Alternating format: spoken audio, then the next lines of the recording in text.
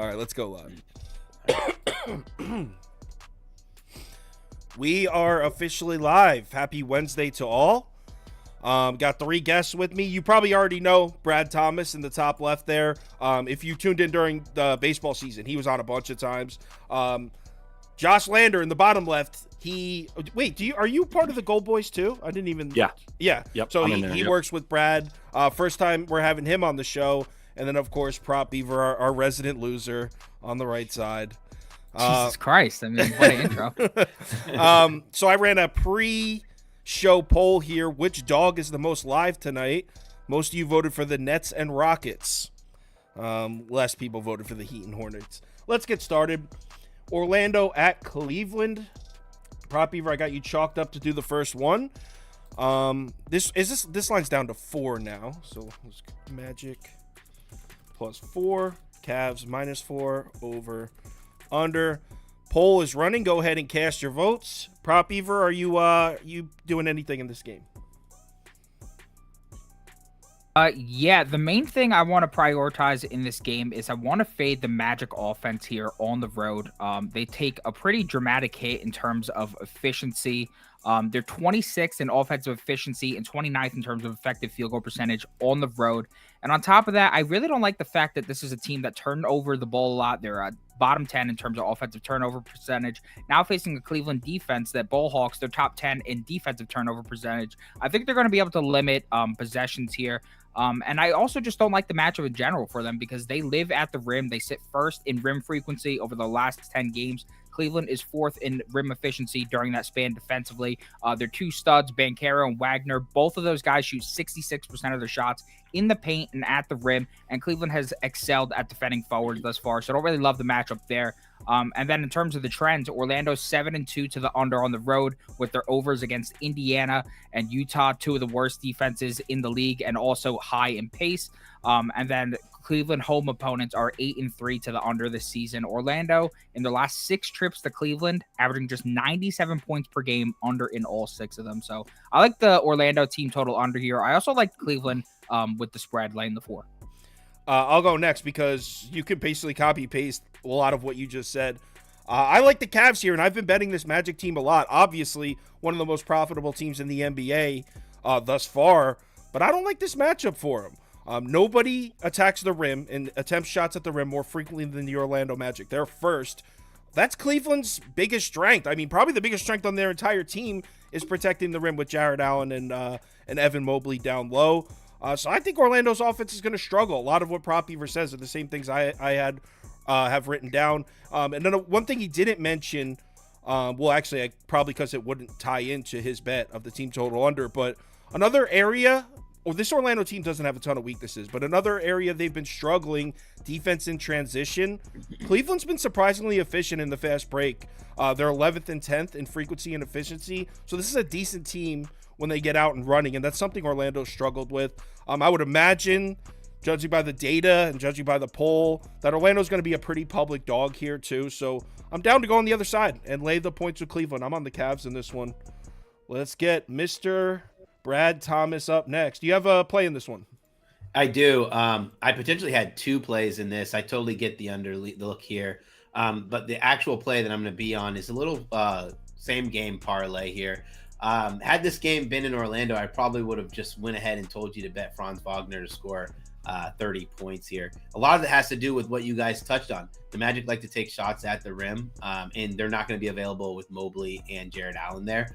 So I scaled it back a little bit. I took, he's going to get a lot of shots here. I took him over 19.5 points and over 4.5 rebounds, both areas where he's clearing a lot.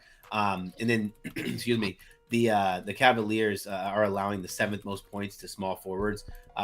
We remember Franz Wagner had a string of about 3 or 4 games where he scored 30 plus points or more. It's not a situation where he goes berserk, but without Banchero being able to basically feast inside the paint, he's going to be the number 1 option for this offense there. I did flirt with Mobley over 15.5. I would have preferred to have 14.5 or 15.5 at even money. It was just a little bit out of my price range. I think it was -108, -105. So I ended up passing on that. But I do like the parlay that I gave out. Cool. I actually, he sent me that pick about 45 minutes ago, and I forgot to make a graphic for that one, so I had to type it in, but I have graphics for his other ones. All right, last but not least, are you making a play, Mr. Lander? Yeah, definitely. I think it's interesting that it got bet up because it looks like a couple points from 222.5 is what it opened at. You can get some 224.5s now too. I think there's a 225 live. So it's interesting that it got bet up a little bit because people think this Magic team's going to play fast, but I am going to bank on the recent history we're talking about and take an under on Darius Garland in this one, under 20.5 points in that one, specifically the points for Garland. I think he's going to keep taking that more of a point guard role and distribute a bit. And in the last 5 that he's played at home with Donnie Mitchell, pretty key there when Donnie Mitchell's playing, 17.5 points with a 27% usage. But that drops a bit. He's up above 30 when Donnie's not in there. The last couple with Orlando and Jalen Suggs should be a big reason to do with this. He's probably going to spend just as much time on Darius Garland back there. Really solid defender. So the last couple of 17 points per game, 24.5% usage for him, still playing 37.5 minutes. But you guys already talked about how many points get scored in this game, under 200 when they play here between these two teams. So there's not too many to go around. I like that. I've never been a Darius Garland fan personally. I've actually strenuously argued against him being even a top 20 point guard. I've never been a Garland guy. Matt Modi's in the comments said he likes Donovan Mitchell under 27.5. So everyone's on the unders here. Unders across the board. Our poll is pretty split. Looks like 42% of you said that you would lay the 4 with Cleveland. 40% said you would take the 4 with Orlando. 9% under. So a lot of people feeling the under too.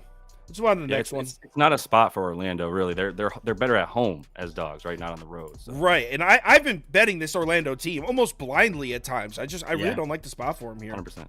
Right. Next up, we got Memphis at Detroit. Possible NBA Finals preview here. Just a couple of real hard-nosed ball clubs. No, that's a joke, obviously. Not many people are going to be betting this one, but I know Brad Thomas has a play because he sent it to me. So go ahead. You have the floor. Yeah, I do have a play from this. This has to be a game that Memphis has to win, right? Like 17 straight losses for the Pistons. Not saying the Grizzlies are any better, but it's a great matchup for arguably the best Memphis player available right now, and that's Desmond Bane. Desmond Bane over 25.5 points is what I went. His line has been pretty funny, right? If you have tracked it. Early in the season, it started high. He was like a 25, 26 guy in terms of what the books were setting him. Then he dipped, right? He had a game where he scored 23, then 6, 13, 17. And his number got as low as 21.5. And that was against Utah, a game where you would imagine a guy like Desmond Bane playing against a Utah team that can't score. The number can't get any lower, right? Well, then they set it at 22.5 against Dallas. He scored 30 points. And then against Phoenix scored 27. So now they're like, we need to bring it back up, especially against a Pistons team. Let me pull up my notes here, who are number 1 in points allowed to the point guard. This is going to be a high-paced game. There's going to be a lot of points scored by the Memphis Grizzlies. And the best part about this is the Memphis Grizzlies this year, not last year. So I have this very low on my my blowout potential, which means if you're betting player props and you, especially the key guy, you don't want him to be sitting on the bench late in the game. I don't think that'll happen. But I do. This is a prop I didn't give out. I'm just going to tell you guys. I didn't bet it yet. I'm going to at some point. I'm going to take David Roddy, 15 points or more at plus 500. He's going to get the usage, right? He's a big who shoots 3, a stretch big. And what helps this play a lot, he's only hit 15 twice. Once so far this season, twice so far this season. He's going to get the He's going to get the minutes to play. And then Jaren Jackson's matchup with Durant. And if he has Isaiah Stewart, 2 guys who aren't afraid to be physical, if there's going to be any foul trouble on a big on Memphis, it's not going to be Roddy. It's going to be Jaren Jackson, which means that's just more opportunities for Roddy to touch the ball, especially behind the 3-point line. When I was looking up his numbers, it was pretty insane. Like there were some games where he's taking like 15 to 17 shots. I mean, for a plus 500 shot and a guy who's already hit it twice, going to get 30 plus minutes, it's totally worth it. I'm just going to put Memphis -2 up under my face, so I'm making a pick for the game, but full disclosure, I didn't bet this. To be honest, I don't even hate Memphis in this spot. It feels kind of, I don't like the line. Has Memphis really been that bad where we're looking at 2 in Detroit? I mean, that means what, 4.5, 5 on a neutral court? I mean, Memphis is 5-2 against the spread in their last 7 on the road. They haven't been that bad. I mean, they haven't been good, but I feel like there's a gap between Detroit and Memphis where this line almost feels like it's a little off.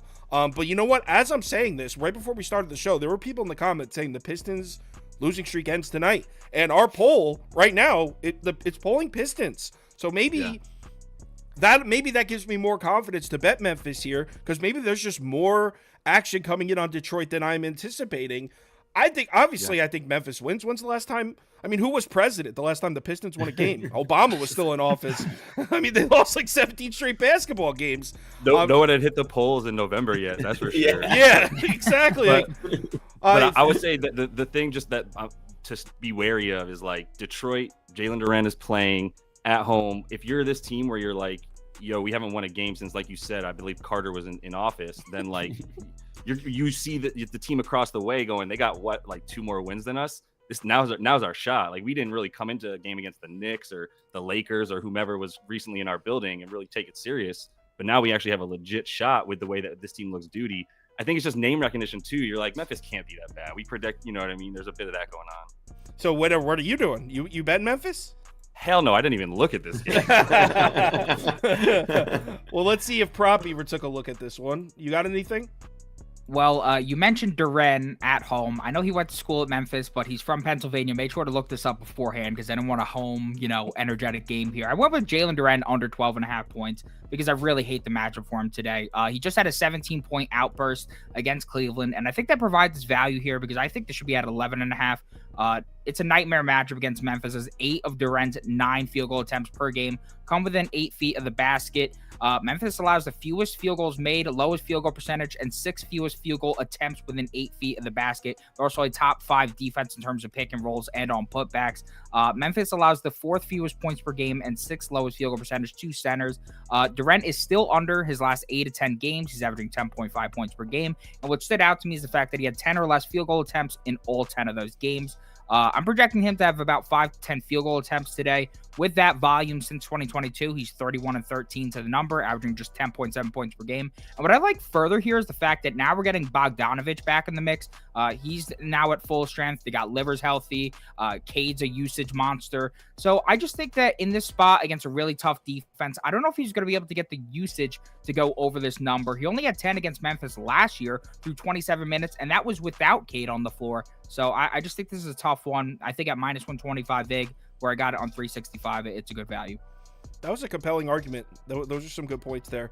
I'm surprised you're taking a Duren under, though. Isn't Duren one of your guys? You like Duren. I must say, I'm 1-2 betting him this season, so not exactly my favor these days. Yeah, and I've only bet his over, so I'm not exactly he's not exactly my favor right now. He's on the Prop Beaver shit list right now.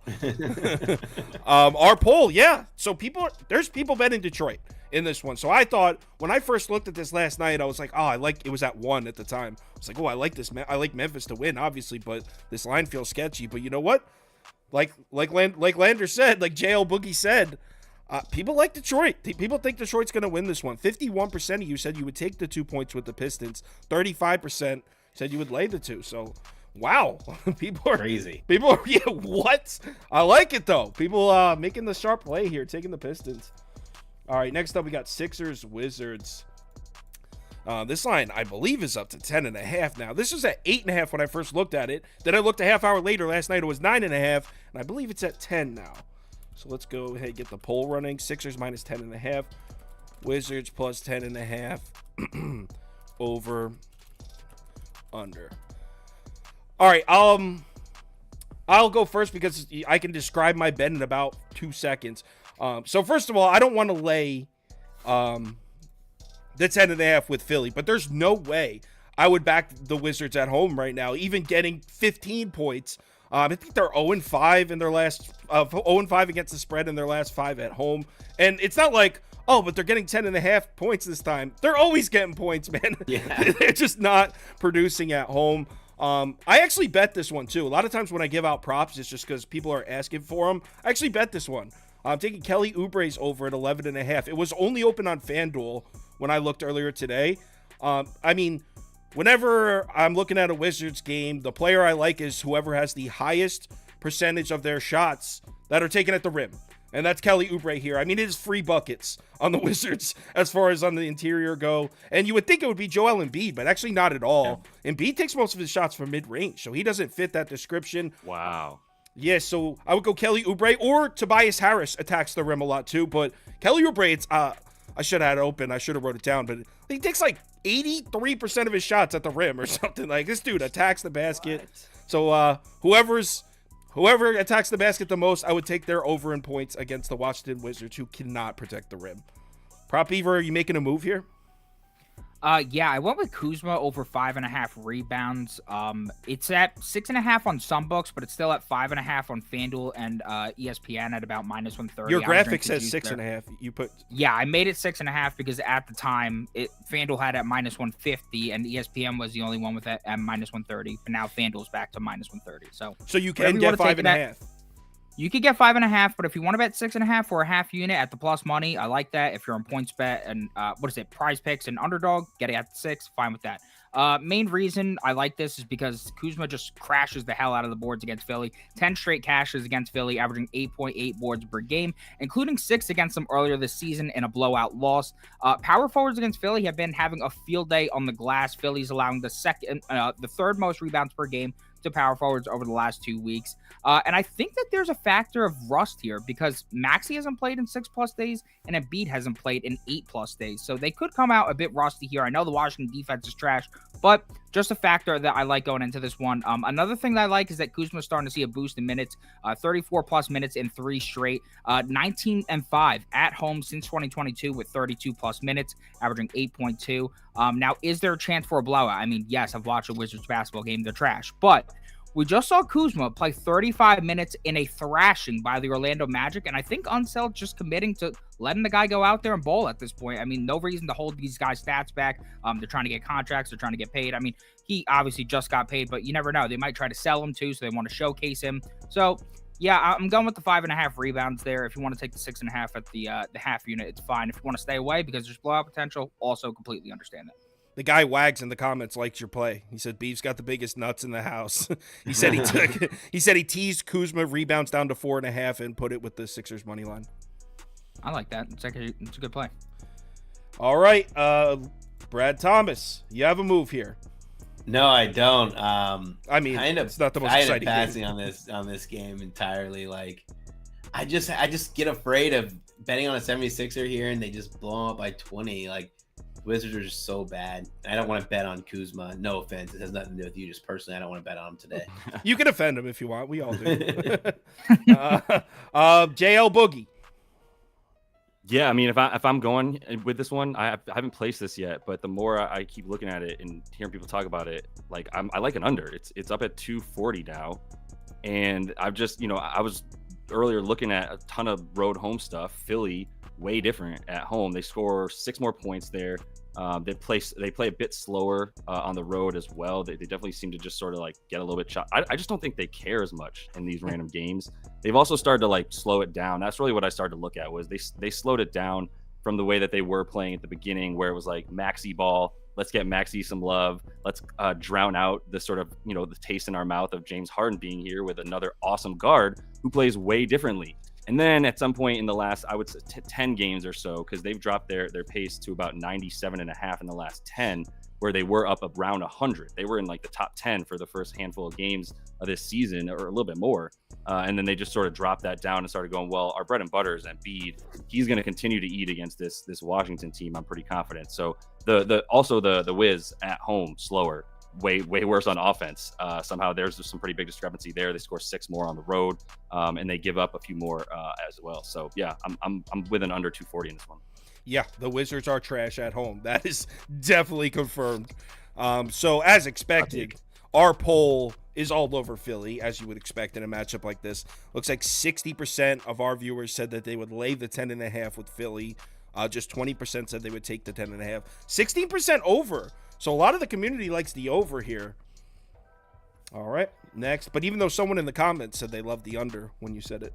Next, Heat at Raps. Interesting matchup here. Curious to see where Prop Beaver goes on. Oh, actually, I know. I asked you about this one on the phone. You're on the Raps, right? Yeah, I'm on the Raptors here. I just really like the matchup for them because Heat have been top 3 in paint frequency all year as an offense, but the Raptors defense at the rim has been pretty great, 4th in efficiency, and they're also 8th in free throw rate over the last 10 games, the Heat. But guess what? The Raptors allowing free throws at the 4th lowest frequency during the same span. Raptors are 8th in rim frequency this season offensively, and that's an area the Heat have struggled badly defending. They're sitting 30th in efficiency at the rim this season, even with Bam on the court. Now they're getting a bit of a defensive downgrade in Orlando Robinson. Raptors are also a team that loves to attack the paint, top 12 in paint frequency, and again, Heat in the paint, 29th in paint efficiency over their last 10 games. Public and sharp money has come in on Toronto, and the line has moved all the way up to 4 on some books. The Raptors have some great recent history against the Miami Heat. They're 6-1 against the spread in their last 7 matchups, covering 4 straight and winning 5 of those 7 straight up by 4 or more each time. I don't exactly love fading the Heat on the road where they tend to play much better, but I think the losses of Bam and Hero are too much to overcome here in what appears to be a strong matchup for the Raps. I may play Kyle Lowry's over. I don't know how I feel about playing a 38-year-old point guard's over, but I do kind of like the matchup for him. I like the storyline going. And low-key, the Raptors over the last month really struggling to defend against, above the break threes. Kyle Lowry, 90th plus percentile in above the break threes. On top of that, they're struggling defending point guards as well. So it's at 10.5. It's at minus 105 on FanDuel. Likely going to lock that in after we're done here. So yeah, I'm on the same side. I don't love it though. So like you said, Miami's struggling defensively. I have the numbers open right here. At the rim, the Heat are allowing opponents to shoot 74.4% from their shots at the rim. That's dead last in the NBA in the last 10 games. In the paint, 50.6%. That's 29th in the NBA. So really struggling to defend on the interior, Miami. And now there's no Bam Adebayo, who's ranked 2nd on the team in defensive win share. His replacement, Orlando Robinson, who's going to start in his place, is ranked 16th out of 17 on Miami defensively. But Prop Beaver was saying he was a pretty good defender last year. So I don't know how seriously I'll take those numbers with a small sample size. But the reason that this is one of my smaller bets of the night, I did bet it, but it's a super small one. The reason I'm a little hesitant, one thing Miami does a good job of is keeping opponents off the offensive glass, and that's been the bread and butter of this Raptors team for 3-4 years now. This team is always active on the offensive glass. Now I'm hoping that Bam Adebayo being out throws that off. Like, okay, there's no Bam, the Raps can get after it. But like I was saying on YouTube last night, when it comes to team rebounding and keeping opponents off the offensive glass, it's kind of a team thing. It's not one individual guy. It's everyone working together as a unit boxing out. So I don't know if necessarily the Heat are a great defensive rebounding team, and without one player, they become a bad defensive rebounding team. I just don't think that's how it works. So I'm a little worried that the Raptors are not going to be able to get those offensive rebounds, and which would jeopardize this because it's such an important part of their team. But I'm on the Raps. I just don't love it. It's one of my smaller bets of the night. Let's swing it over to JL Boogie next. Anything on this one? Yeah, man. It's crazy how much I well done. Everything you guys just said. Was full agreement with it. Stuff I'm looking at with Toronto is definitely better at home. Definitely slow it down a bit. Obviously, this series is choppy as hell, and that does kind of bode well for both teams. But look, man, Bam is just too important. And really, what I'm looking at now is like, where my Jaime Jaquez props at? I'm really looking for those, because when you were talking about Bam being out and hoping that meant that somehow we were going to get right, like maybe a little bit decrease in that defensive rebound percentage for Miami, my thought was like, nah, it's about to be like Jaime Jaquez porn highlights at this point, because like he's going to be boxing dudes out, getting the rebound and going, and pulling some awesome stuff on offense as well. Like I'm super impressed by the Rook, who, like, if Chet Holmgren and Victor Wembanyama didn't exist, might be up in the conversation for Rook of the Year. That's how good he's been when he's had to replace guys like Hero and Bam. I still think without Bam and Hero, you've got Toronto in a good spot. A little bit on that, but as soon as Jaime Jaquez comes out, it might be doing a little ladder there. All right, so I'll put Toronto -4 on the screen for you, but I don't have a graphic for it. But he said he would like to play a Jaquez over when it becomes available, for those that didn't hear that. What do you think Jaquez would be? They would list him at 13.5. We used to get him at like 9.5, right? Yeah, we did. 10. And then he started creeping up to like it was up. It was up because I gave it out. I think at 12.5 a few games ago. So it's creeping up. He's up to 11 and 12s now. I still think he's good for like 14 to 15 in this situation. So, could I interest you go ahead. in Pascal Siakam? Take his 20.5 points. He's hit that in 3 straight against them. You guys talked about without Bam, it becomes even more so like a feast party. Anybody interested in that at all? Well, what I'm curious about is, since now you can't go blindly by what RotoWire says the starting lineup is going to be, but they have Kevin Love in the starting 5 for Miami tonight. So like, is Kevin Love going to start and try to guard Siakam? Like, there's no way. That's not serious, right? Like it can't be serious. I mean, even if he starts, when Love was at the 4 last season, the opponents were power forwards were going off against him. Yeah. Well, he's so slow. Then, yeah. So if Kevin Love's going to start, now he's the type of guy that they'll start him and he'll play like 19, 20 minutes. Like, he won't even play. But still, that's 19, 20 minutes where Siakam should just have an all-you-can-eat buffet. I mean, beating him off the dribble every time he touches the ball, getting to the foul line. So, yeah, I'm down with the Siakam over. Without Bam out there, I'm on the Raps. I'm on the Raps. Have to lock that in. I wanted to take a Podol over, but Prop Beaver, I talked to him on the phone earlier. He was saying he was looking at game logs, and apparently Podol never does shit against the Miami Heat. Like, apparently he's not even like sniffing double digits, bro. It's like 6 points, 4 points, 2 points. I was like, all right, well, I mean, I like the angle, but Jesus Christ, like, I don't know if we can get there. Our poll is heavy on Toronto. By the way, it looks like 56% of you said you would lay the 3.5 with the Raps. Just 32% you said you would play the Heat. Next. Spurs at T-Wolves. San Antonio Spurs. I'll go first because this... Oh, actually, let me get the poll running. Let me just interject something real quick for Jay Lander. Jaquez's line is up on FanDuel. 14.5 minus 105 for the over. 14.5. Jesus. I mean, dude, he's beasting too hard. They got to adjust. Yeah. Nix that ladder. He's beasting too hard, is what he said. Yeah, I'm sorry about the terminology. He's beasting too hard. I'll put mine up there. Minnesota minus 12. That's the side I would lean, but I didn't bet this one. Anthony Edwards is questionable. I don't know if we've heard an update on that, but I have said, I've been very vocal since before the season started that I think San Antonio is the worst team in the league. I would take Detroit over them. I think they're so bad. Prop Beaver was arguing with me about it, saying Prop Beaver said San Antonio would be battling for a play-in spot before the season started, and I said, you are crazy. I think this team sucks, and I hope they suck. I hope they win 4 games all year, because I don't want to see a team rewarded for tanking, because that'll encourage more teams to tank in the future. I want it to fail miserably, so then teams are like, yo, we can't tank, because it doesn't even always work. That's what I want. I think it's better for the NBA. So I am anti-Spurs all the way. I bet the Spurs one time all year on the road in Atlanta, plus 5.5, because it was just a terrible spot for the Hawks. It cashed, but I am not trying to make a habit of that. You will not see me betting the Spurs much this season. I'd lean Minnesota, but with Anthony Edwards listed as questionable, it's just more just a lean for me. Prop Beaver? Yeah, I mean, if Anthony Edwards was a go, I would probably lay the 12 with Minnesota. 7-2-1 against the spread at home this season. Average margin of victory of 12.2 points per game. Spurs 3-6 against the spread on the road this season. Average margin negative 17.7 points per game. Truly horrendous on the road. Spurs are 5th in above the break 3-point frequency. The T-Wolves defense is 1st in above the break efficiency. They're 2nd in paint frequency offensively, and the Spurs defense is 24th in paint efficiency defensively. It's just not a great matchup. I just don't know how San Antonio would keep up with Minnesota here. Wembanyama's efficiency on the road takes a major dip, so just not interested. I was going to take a Wembanyama assist under because his splits, you ride with him at home, he goes over. On the road, he goes under, but that got juiced to minus 170, so out on that. Matt Modi in the comments said he's taking the over, which I know a lot of people have been blindly betting the over in these Spurs games because the defense just doesn't exist. But let's swing it over. Actually, I think one of you guys sent me one of you two guys has a bet for this game. I can't remember which one. It's got to be Josh, I think, right, Josh? Or maybe I'm thinking of a different game. I got it mixed up. Yep. Hey, you guys have anything you want to talk about for this game, or should we skip to the next one?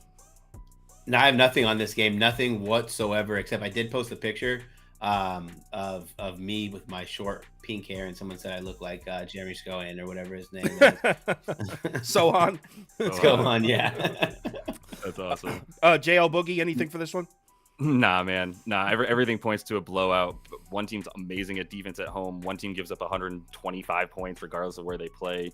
Doesn't seem like there's much to it. I will say that if it wasn't the Spurs, I'd be down to take the points with a bad team against Minnesota. I like, and this probably doesn't make logical sense, but I like how everyone's coming off a break right now. And then, if you remember, the Spurs started off the season looking all right. It's almost like when you get these good teams out of their grooves for a few days, like 3-4 days off, you can kind of catch them flat. But then once you get into the groove of the season, traveling, game every 2 nights, then it's like they find their comfort zone, and the younger, less experienced teams will fall off. So this would be a spot I'd be down to take a bad team to cover.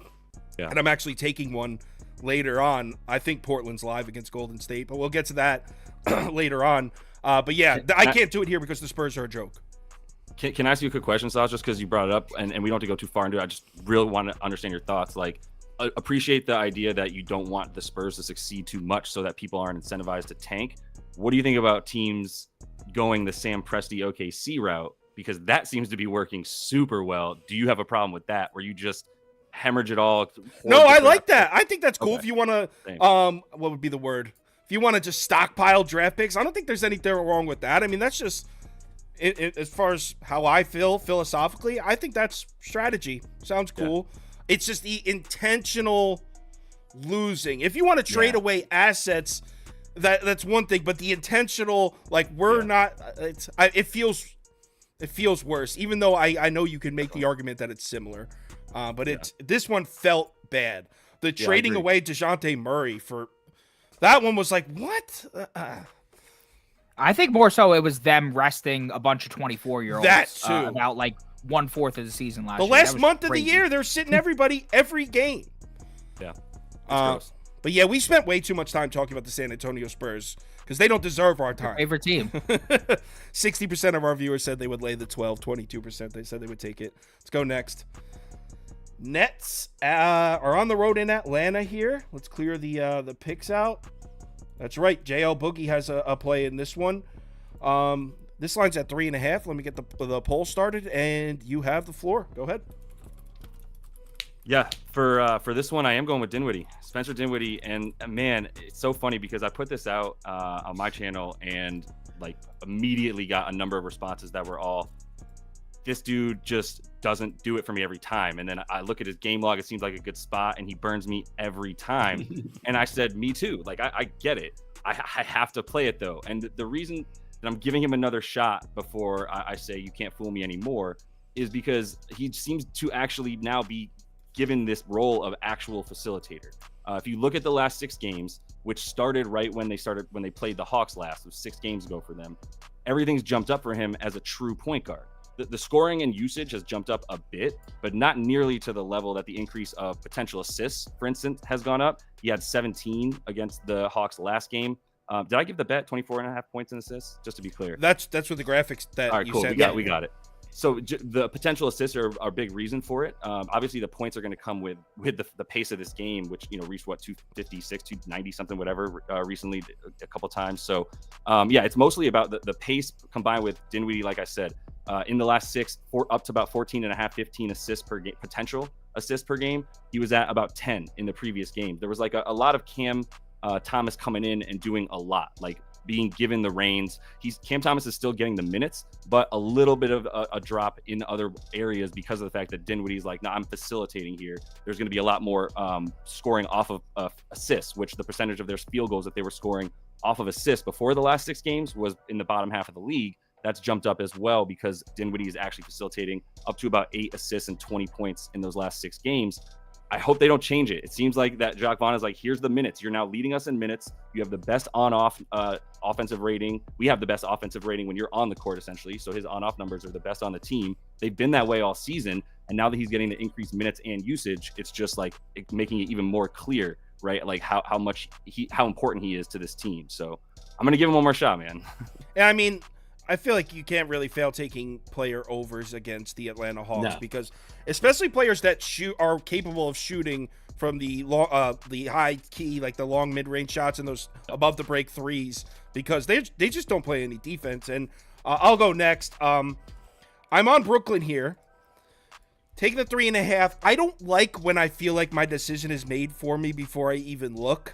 So I don't love it. But I mean, I feel like I'm pretty confident this is the right side. I mean, if I say nothing else other than this is the most profitable team in the NBA on the road against the least profitable home team in the NBA.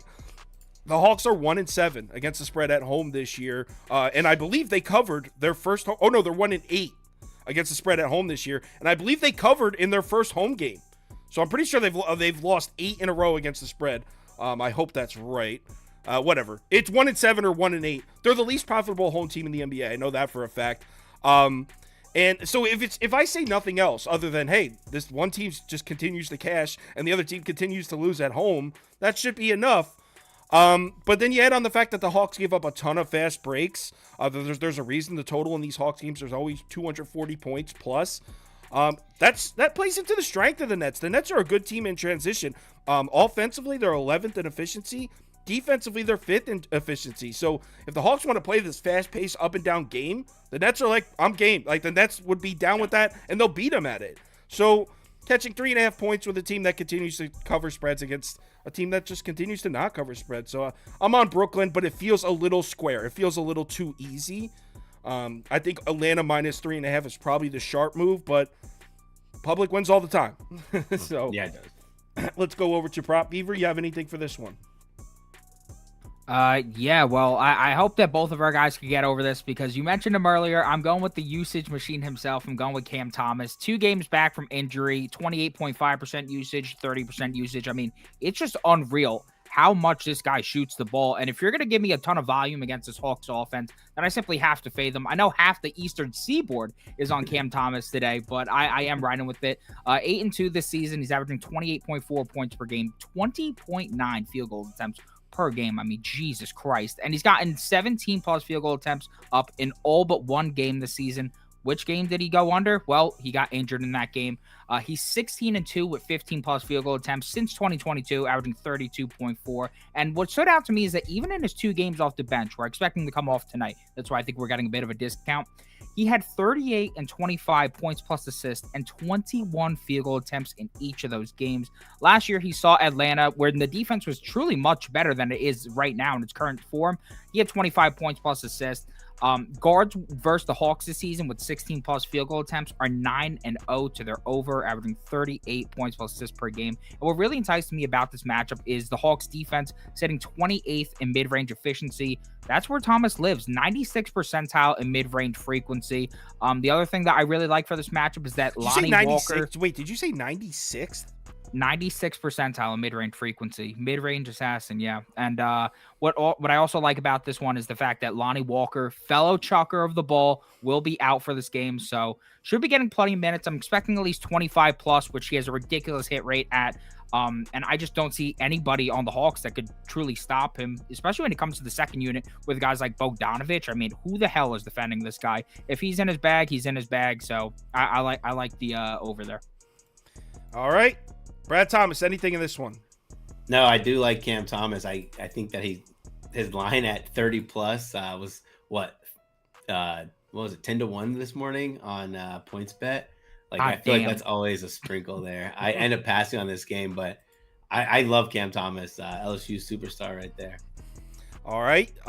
So like I expected, our community is heavy on the Nets, and I knew going in when I bet this that this is going to be a square public dog. Don't care. The numbers.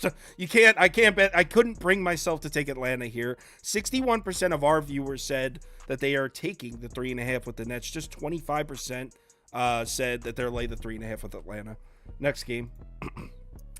OKC at Houston. All right. This line's at 2, I believe, or at least it was right before we went live. Thunder -2, Rockets +2, over, under. I know Prop Beaver has a bet on this one because we were talking about it on the phone, so why don't you start us off?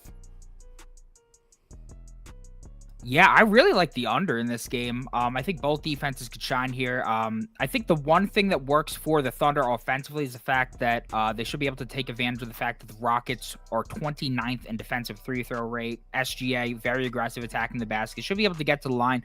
But, I mean, it's just going to be a scary proposition keeping the Rockets off the offensive glass. Thunder are 28th in offensive rebound so hard to say that. Offensive rebounding percentage. I say offensive ORB. Offensive ORB. I'll just say orb. Rockets are 7th in defensive orb percentage. And what I like here is that the Thunder offense thrives in transition. They're first in frequency, 7th in points per possession. Well, guess what? Rockets defense first in both opponent frequency and points per possession in transition. I think that's huge here. Being able to slow down this Thunder offense, even just in terms of pace and possession, will be going a long way for under.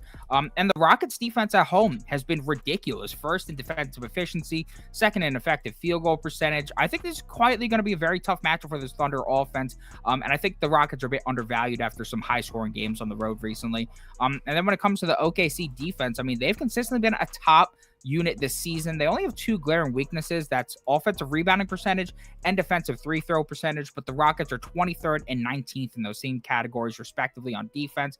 And I find it, as I said earlier, to be a tough matchup for the Rockets offense as well. This is a team that's 6th in above the break 3-point frequency, while the Thunder are 3rd in above the break 3-point defensive efficiency. Rockets' main strength in terms of efficiency has been the mid-range. Thunder are 2nd in mid-range defensive efficiency. So with public and money all on the over here, I'm happy to fade that action.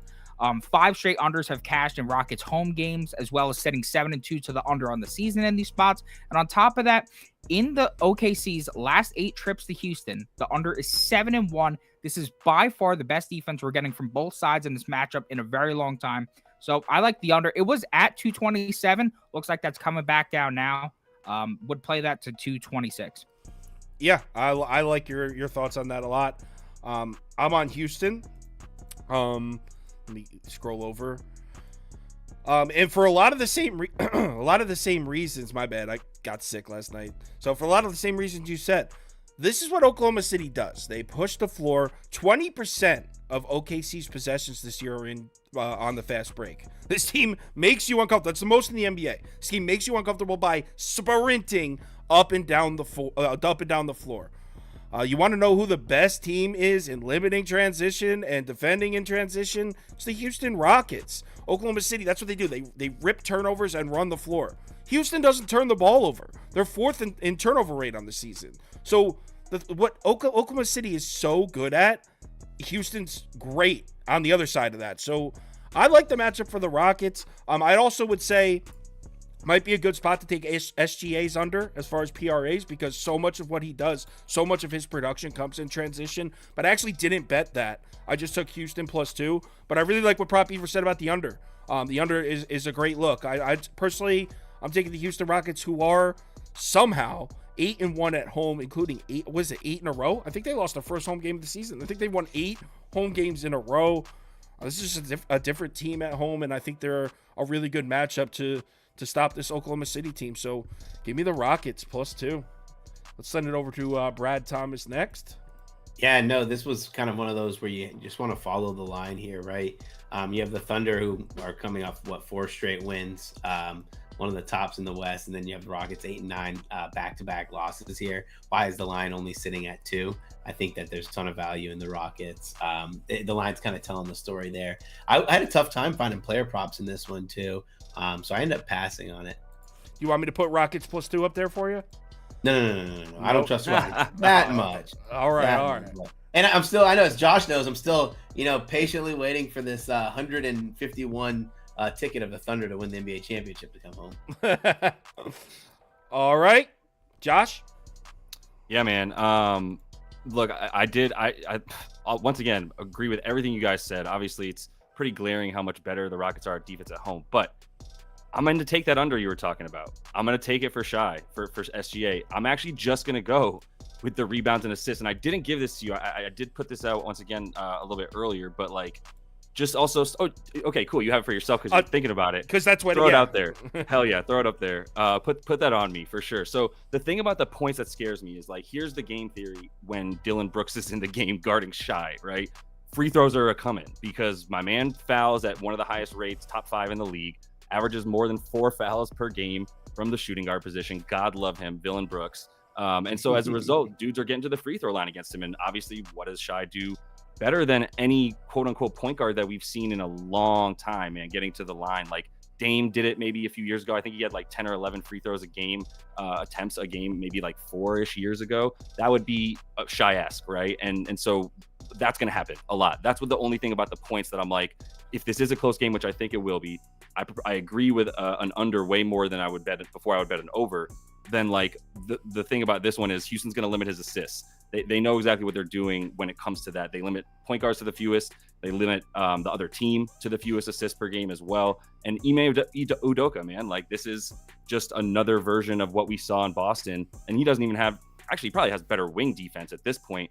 Just not quite the same stuff down low with Şengün is their weakest point. Once you get to the rim, you can finish on our man. But like at the same time, those wings are doing an incredible job, including Dylan Brooks, from keeping you from getting there, in part because he's fouling so much. But yeah, I think the overall under for Shai in this one is a good play. Like you said, the points aren't going to be there. So if in case you didn't follow what he said in the beginning, we don't have a graphic for it, but his play, he likes SGA under rebounds and assists. But I had this graphic, so I put it up there because it's close enough. Yep. So we're both on SGA unders. And our poll's heavy on Oklahoma City. 61% of our viewers said they would lay the 2. Kind of makes me like, I didn't realize that. I thought this would be more of a toss-up. Yeah, that's one of those fishy lines, man. I'm telling you, -2 is such a fishy line right now for this game. So it's Houston plus 2's the move. Rockets on the move, man. I think so. I think that and the under. Yeah. So maybe an OKC team total under would be the best of both worlds there. All right. Houston can struggle too, though. We still got 4 games left. I love this slate. It's just the slate that never ends. All right, so we got Hornets at Bulls, and I have Lord BLT lined up first because I think he might be the only one of the 4 of us that's placing a bet in this garbage game. I got nothing, so I'm going to run the poll. Brad Thomas, you have the floor. Let me tell you for a second, right? So, when you're betting these games and you're like looking at your numbers, I 100% went into this game expecting I was going to bet on Vooch. I had every intention. I'm like pulling the data of not actually looking at his numbers, and I keep digging deeper, and I'm like, why would I bet on Vooch when Mark Williams is sitting right here? Mark Williams is poised to have one of those games where you look back and you're like, how did we bypass his line that's sitting 11.5?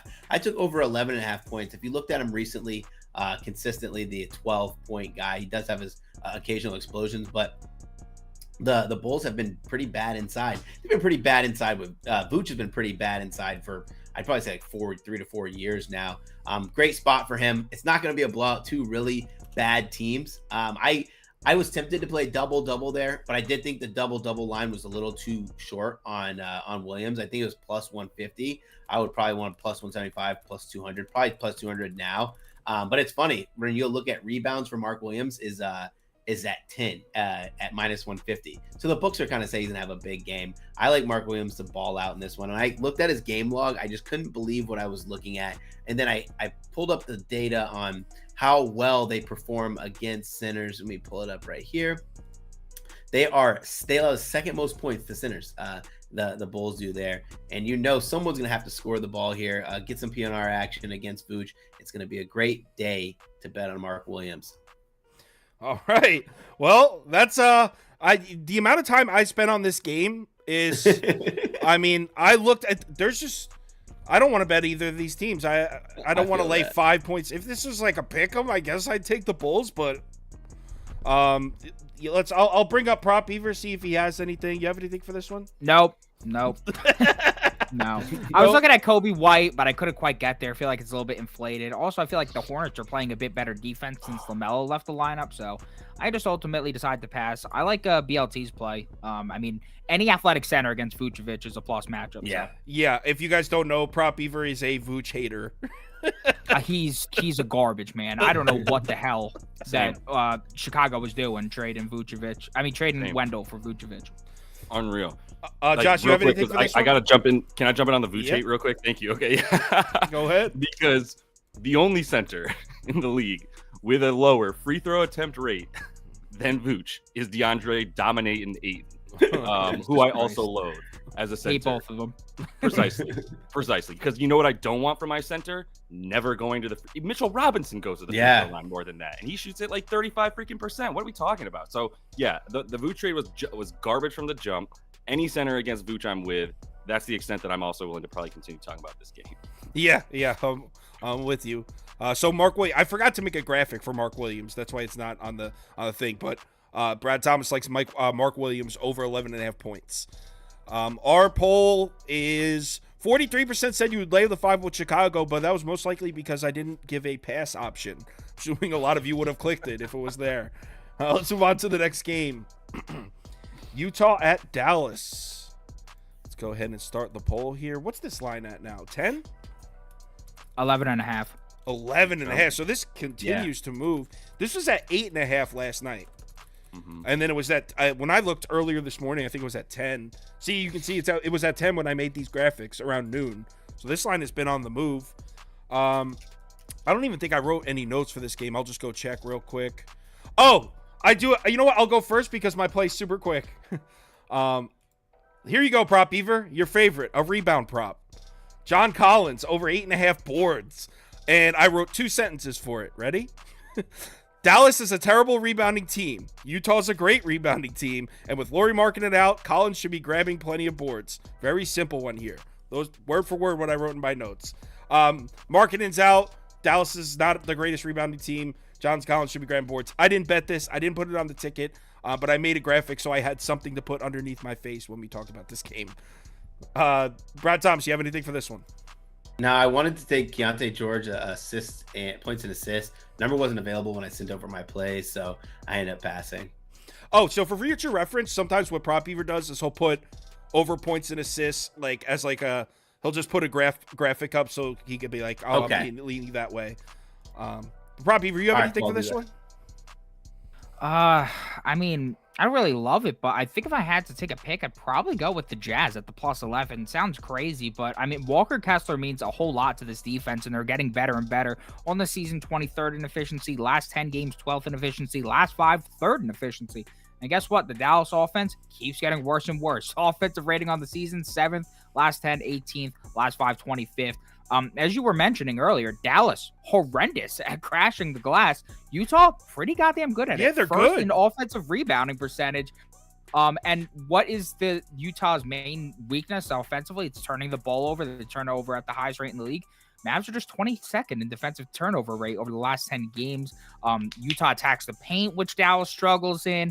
Utah shoots above the break threes a lot, which Dallas hasn't been great in. I mean, I don't know. I just feel like even with all the talent out for Utah, just too many points in this game. I know Utah on the road is trash. I mean, they're 30th in offensive efficiency on the road. Literal garbage. But the Mavs defense at home has been just as bad. 28th in defensive efficiency. Luka just had the kid. And on top of that, I mean, if you look at his recent shooting form, the efficiency has completely fallen off of a cliff. So I think at 11.5 points in a game they're probably sleeping on, I mean, who cares? You're playing the Jazz without Markkanen and Clarkson. I mean, you should be able to sleepwalk through that game, right? Wrong. I think Utah maybe covers with the back door. So that's what I would bet. Not a crazy bet, but I think it's worth playing for like a half unit. I thought that was decent reasoning. I mean, I would lean that way now too. I'd say. Anything to add to this one, Josh? No, he's convincing me, but you convinced me, B. But you also like made me want to ask some follow-ups, if that's okay, real quick. Yeah, go right ahead. My follow-ups are like, what you got me thinking about is, or do you think there's gonna be points then? Because Utah's offense is so freaking bad on the road. It's like you said, literally the worst. Would you think that this game, because it got bet up from 225.5 to 233? I'm seeing 234 in some spots right now. Why? So with it all the way up there, if you're telling me Dallas is also has been way shittier at home than we remember them, and all in our heads we're like, oh, they score 125 at home every game. But I don't know if they're not going to do that. 234 seems like a good spot for an under then. I would say under. I mean, that's hyperinflated at that point. Any value on the over, I feel like it's gone out the window. 9 points just because Kyrie Irving's playing? I mean, Jesus Christ, Kyrie hasn't even been that nice this season. So No. That's a bit crazy to me. Yeah, that's I where didn't I'm realize at. had been bet up that much. I know it got bet up when I made the graphics around noon. See, it was 230.5. So at that point, it had already been up about 4 or 5 points. So it's up another 4 or 5 points. Yeah. So one more follow-up, because I was looking at Keontae George as well, because Jordan Clarkson's out. And I bet on Keontae George a couple times. Once when he was out, once when he was in. guess which time the over worked? It was when Clarkson was out, because you could not stop that man from shooting. No. I mean, MIZ, I went to Mizzou also, but God, he never passes once. So with Keontae George in there as like a true point guard, I do think there's something to him being like the dude of the future at that position for them. It's just bloated now. Like, it's inflated. Like, I think it's 14.5 points. It's 6.5 assists. Like, there's probably nothing there. I think an under and on the total would be where I go first. All right. Under sounds good. Yeah. On this one, 54% of our viewers said they would lay the 11.5 with Dallas. 28% said they would take the 11.5. So just 28% agree with Prop Beaver's lean on the Jazz. I liked it. I'm with you on that. I might bet the Jazz last minute with you. You remember when Luka's girl gave birth to the child, and Kyrie was already in a great spot with Luka? Everyone bets Kyrie to score 30 plus points. His line opened up at 25.5. Line moved to 31.5 before game time. He had 4 points at halftime. That's just how that team is. Like, when they're in good situations, they just don't show up. Right. I feel like they show up in the big games, kind of like you're alluding to. They show up in the big games, but like, they're playing a team that they don't care about beating. I mean, they're just gonna sleepwalk through the game. Yep. Next up, we got Portland on the road in Golden State. Blazers plus 12.5. Warriors minus 12.5. Over. Under. I know that Josh has a play in this one. You know what? I'm gonna go first though. All right. So where's my thing here? I don't know where my pick graphic went. Oh, it's right here. All right, so I am on Portland. I think they're kind of live. I haven't bet the money lines. As of right now, I only have money on the plus 12.5. I think they could win. I just don't think the market's caught up to the new Portland team since they got their guys back, since Brogdon came back, since Scoot Henderson came back. Remember, those guys were hurt for a while, and Portland kind of just got written off like, oh, they're one of the worst teams in the NBA. These guys came back, and they're not only covering, they're winning games. They're 4-1 against the spread in their last 5 with a couple big ones. And the reason I'm leaning money line is I liked Portland a lot on the road against Cleveland. It's probably like 6-7 nights ago now, and they won outright. And I was sitting there kicking myself like, why didn't I take the money line? Because I really thought they could win that game against Cleveland, but I was too scared. So here I am. I like Portland a lot, so I might put through a few dollars on the money line. So it's not just the fact that I think Portland's undervalued. I also like the matchup. What do we know about this Portland team? Since the guys, well, actually on the whole season, but since the guys that were injured came back, they rip turnovers at an insane rate. They have a 17% forced turnover rate. That leads the NBA. What has been Golden State's biggest problem every single year? Protecting the basketball. They always have turnover problems. Portland's a nightmare matchup for them, and it gets deeper than that. What else has Portland done really well? They defend jump shooters. They're top 5, Portland, top 5 against corner threes, above the break threes, and long mid-range shots.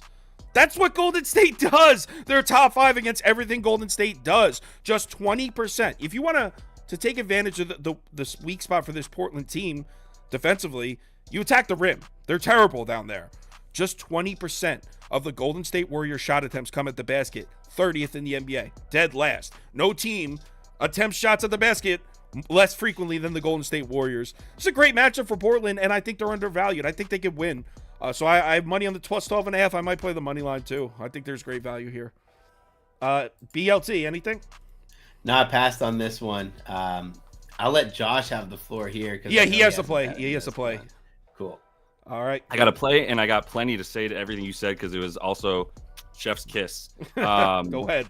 The Dubs actually started the season not turning the ball over because Chris Paul probably had a bit of an impact there, and then they were like, no, that's not how we play. Sorry, Chris. I know that you like to do that, but we're not doing that anymore. And so that's been the case. Now they're all the way back down to 23rd in turnover percentage, which has actually been much worse even than that in the last 10 games. So yeah, they're back to normal. What's interesting is I can even enhance the other stat you said about their shots down low. The only time that they're even getting shots down low is when they get an offensive rebound, because they are actually pretty solid at second chance points. They're 4th in the league in the amount of second chance points that they're getting per game. Guess what? Dominating does actually well, better. The only thing he does well that would indicate he dominates anything is get defensive rebounds. That's why he gets so many during overall. It's not really offensive boards. It's hard to get offensive rebounds when you're shooting baby hooks from like 9 feet away. You're not close enough. So it's a lot of defensive stuff with him. That's where they're good. I love the bet. I'm not betting that, but I will bring up mine real quick, which is Clay to go over. And I do like the fact that this game should be a little bit closer than people think to help my bet. So there's no real blowout factor there, even though it's a 12.5 point spread. I do think that's a little bit mispriced, as we just said. The 3-point defense for Portland is good. I will give it that. They are rangy in a lot of different places. Jeremy Grant being out does help this a bit. Brogdon's probably going to be on Steph a bit. We haven't seen this matchup yet, so we're not quite sure what this iteration of Portland's going to do to stop Steph, or try to anyway. But either way, like, Clay will be a little bit more of an afterthought than normal, and he has been that for most of the season, except for I have another little 6-game sample similar to my Dinwiddie stuff where Clay has upped his usage, and there is also like historical context here. Clay sucks in November. I think a lot of us forget every year somehow. There's amnesia that, like, dude is not good in November. It happens every year. Death taxes and Clay shooting 33% from deep in November. So, like, at this point, he's up to 41.5%, which, by the way, is also his field goal percentage from everywhere. That's also because he's shooting the ball from deep 11 times per game in his last 6 games. So with all those stats in there, like, I got to take the volume. He's also getting to the free throw line a bit more. At least he's getting 4 attempts, right? And so, like, the 90% free throw shooter, you're getting 3 to 4 points from the line per game from him now, which is not something you could bank on. I'm not trying to rely on free throws from Clay. I am saying that, like, I need him to hit 4 threes for this bet to work. But there is going to be at least also a mid-range shot a bit more available for him against a way better 3-point defense than they are defending shots from like 15 to 19. Yeah, to answer, he mentioned it, but to answer the comment, Grant is out.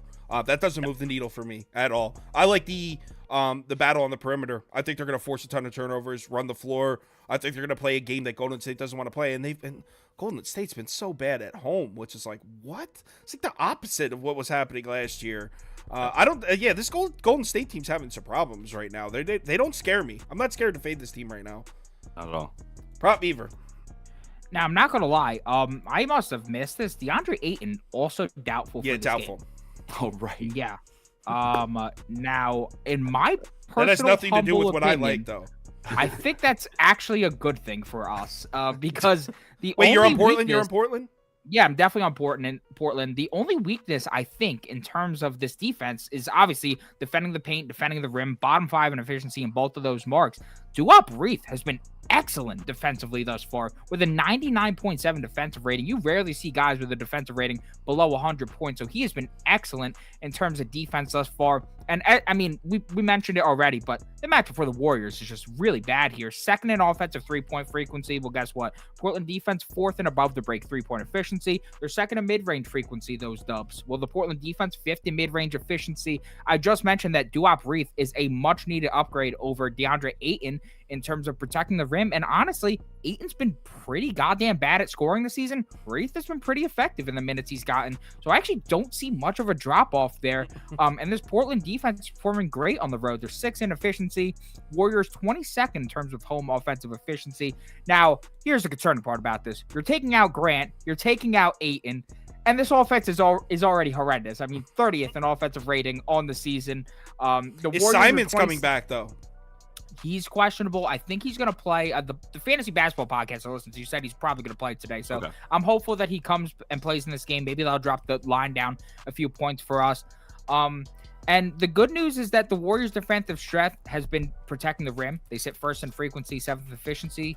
The Blazers don't attack the rim much. They're 24th in rim frequency. What they do attack is the paint, 10th in paint frequency. Warriors' defense is 30th in paint frequency and 30th in paint efficiency. Wow. And now, going back to last year, normally the Warriors are better at home defensively. Last year, they were like top 5 and then bottom 5 on the road. Flip-flop this year because they're bottom 10 defense at home this year, top 10 on the road. Warriors, as you were mentioning earlier, 1-8-1 against the spread at home this year. I mean, Jesus Christ. The Blazers are 7-3 against the spread in their last 10 road games. Again, a game that the Warriors are probably sleeping on because you look at that Portland lineup and who the hell is getting up for this game? So I hope Clay cashes for my boy, but besides that, I mean, I think it's going to be a low-scoring affair. And we are officially a Portland Trailblazer podcast or network today because our community's all over Portland as well. 58% of our viewers said they're taking the 12.5 of Portland. Just 27% said they're going to lay the 12.5 with Golden State. So we might be on a pretty public dog here. Don't care. Let's go. Portland up tonight. And all these injuries, one more little lean, all these injuries are making me go, okay, well then who is going to shoot for Portland? And it's probably going to be Shaedon Sharpe. And he's at 19.5. But I'm seeing the Shaedon Sharpe show in my mind for this game with as much Brogdon as he'll let into the mix, you know? Yeah. I like the matchup for Portland on the perimeter all around. And I know that sounds crazy against Steph and Clay in Golden State, but the numbers don't lie, man. Portland's been playing great out there. I actually like that because Golden State over the last 2 weeks, they're allowing a ton of points to shooting guards. Yeah. I believe the bottom 5 defense in terms of points per game and 3-pointers made and field goal percentage. I might actually have to take a deeper look at that. That was a good point, Jay Lander. All right, so last game we got Nuggets. I believe it's +1, and I think it's Clippers -1. I think that was the last time I looked. It's basically a pick'em though. I'll go first. I'm the squarest dude on planet Earth. My graphics is Denver -1. Did I mix that up? It's, no, they're moved to road plus favorites. 1.5. All right. Well, my graphics says Denver -1. I like Denver to win. Like I said, maybe I'm a crazy square better. It looks like Jamal Murray's probable, Aaron Gordon highly probable, and Denver at full strength. Sure, I like them better at home, but this Clippers team, and I'm not a Clippers hater by any stretch. I like Kawhi Leonard a lot. I'm rooting for this Clippers team. I like these guys. I like Paul George, always been a fan. But there's just nothing about this team I can trust. And if Denver's at full strength, I don't see how that isn't the move. Now, look, I can already see our poll just started. 74% of people are clicking Nuggets right here. So this is going to be a crazy public side, which I don't love to be on. But I think Denver has to be the move for me. So I'll say Denver at full strength. Josh, anything? I gotta concur, man. I mean, look, I'm not gonna bet on this game. I'm leaving it as a lean because I hate betting on or against the Clippers. It's really just annoying, to be honest. But like, come on, man. Like, what have we seen that we think is gonna turn around for the Clips to be able to score on this team? Even Denver's been playing fine on the road defensively, scoring way more at home. So I think it's fine if it's choppy. Like, if everybody's back here for Denver, this shouldn't be -1. That's really what it comes down to. Is if I was going to be seeing a ton of Reggie Jackson in this game, I would do a double take and be like, he can't turn back time again, right? So, but with Jamal in there, with Aaron Gordon in there, it's just the best 5 in the league. Agreed. Couldn't agree more. I feel the same way. Prop Beaver, what are you doing? I pretty much got nothing for this one. I usually like fading Denver on the road, but I mean, after Reggie Jackson and DeAndre Jordan put on a legacy performance in your own crib, I mean, it's pretty hard to back that team. So now they got their stars back. The one thing I am looking at is potentially a Kentavious Caldwell-Pope under. So his line's at 10.5 right now, right? But if you look at games where Jamal Murray's in, he's now gone under that line in 7 to 8 games. And on top of that, the Clippers have been great defensively against shooting guards, great in terms of limiting 3-point opportunities. And Kentavious Caldwell-Pope is not nearly as efficient on the road as he is at home. So that would be something I'm looking for. But I could also see Jamal Murray announced in, that line moves to 9.5, loses a lot of value. So we'll see. But that would be my lean for this one. Don't KCP love it. under. I like it. Yeah. All right. Well, as expected, our poll's heavy on Denver. 75% said they are betting Denver in this one, compared to just 17% betting the Clippers. So if you're on the Nuggets, just know the whole world's with you, and the sports books are making a lot of money if the Clippers win. Just know that. Just know that going in. I'm with you. I'm on Denver too. I'm just saying, just be aware. All right, let's do a community parlay. If you're new, if you've never watched the show before, we're gonna vote on our best for our favorite 4 money lines here, and we will bet that parlay together and almost always lose. So we got Cavs money line, Pistons won. Pistons money line gets in there. Wow. Yeah, they voted Pistons. Nice. These freaks watching us voted Pistons. I gotta admit, it's sharp though. I respect it. Normally, we lack dogs in the parlay. Yeah, it's we probably always, our main criticism. Yeah, the parlays, the community parlay is always the chalkiest shit ever. Like, As you would expect. I mean, it's literally called the community parlay. Yeah. So it looks like, hey, what do you know? Sixers money line is probably going to win the first leg. As if on cue. Yeah, I mean, it's Sixers by a blowout. Yep, I'm ending the poll now because it's Sixers by a launch. I can't argue with them there. Yeah, I mean, community parlay. It's the Wizards at home, so Sixers money line is the first leg of this parlay. Second place vote was Clippers. Oh, no, I'm sorry. Second place vote was Raptors money line. So when we get to the second place. Next up, we have T-Wolves money line. That'll get in. Nets, Hawks. Nets won that poll. Thunder, Rockets. Thunder won that poll. And Hornets, Bulls. Bulls won. All right, second leg of the parlay.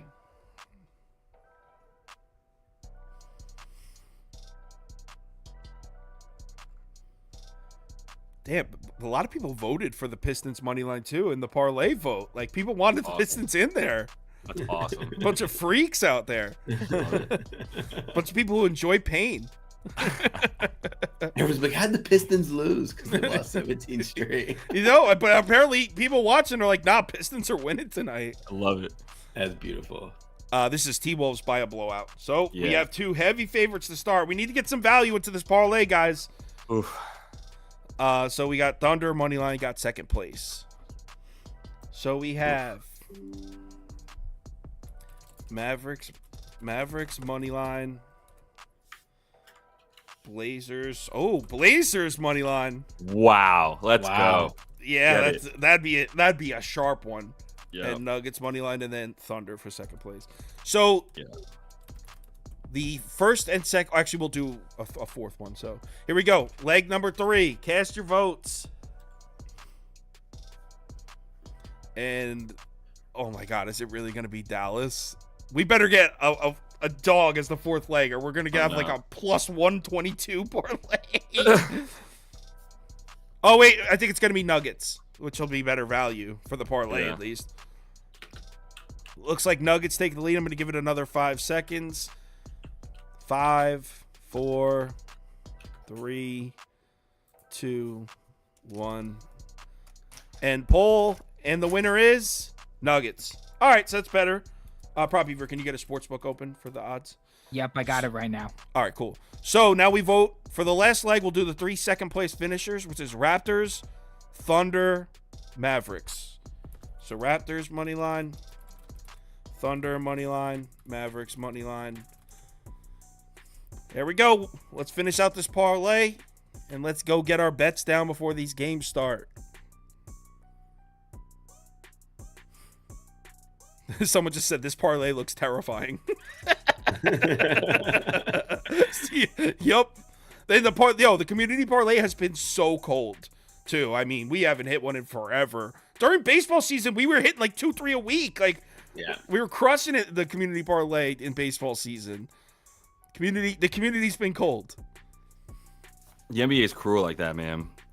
Once you get to the third team money line, now I'm like, one of these ain't happening, man. Yeah. The 4 team is a no-brainer. That's not like, And I feel like just- in baseball, like those minus 190 favorites, I feel like they win more often than in basketball. I don't know. I don't know if there's any truth to that. Oh, there definitely is. I would imagine. Yeah, I mean, I'm get on it, but So it looks like Raptors are going to win, but I'll give it 5 more seconds because the Thunder money line is very close. So Mavericks is out. It's either Raptors or Thunder. 5. Raptors. Yeah, I would want Raptors too. Come on, Raptors. 5, 4, 3, 2, 1, and poll winner is Raptors. Let's go. Odds, please, Prop Beaver. Un momento. So for the Raptors, that's coming in at plus 332. All right, plus 332. Not as bad as it started off being. Not So too shabs. community parlay tonight: Sixers money line, T-Wolves money line, Nuggets money line, Raptors money line, plus 332. Thanks everyone for watching as always. Josh, thanks for joining. First time on the having show. me, man. We'll get you back soon. Yeah. Lord BLT, Brad Thomas, always a pleasure. Always great. We got to get a schedule down because we're like maybe like a set day where you guys come on or something every week. We'll figure it out. Now that college football's over, my life is a lot easier, so I can plan things out. But everyone, let's have a good night. Remember to bet responsibly. Me and Prop Beaver, we might be back tomorrow, but we're definitely back on Friday at 4 p.m. I don't know what we're doing tomorrow because there's a football game. We'll figure it out. I'll let you know. Everyone, have a good one.